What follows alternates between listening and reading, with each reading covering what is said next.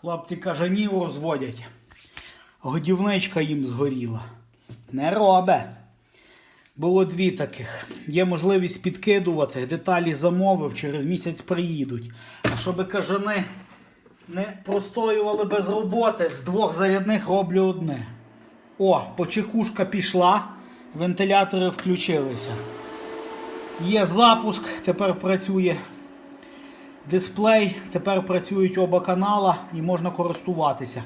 Відправляю, хай харчують кажанів. Допомагайте ЗСУ. Чуть саме головне не забув. О, тепер робе. Тепер робе, як книжка пише.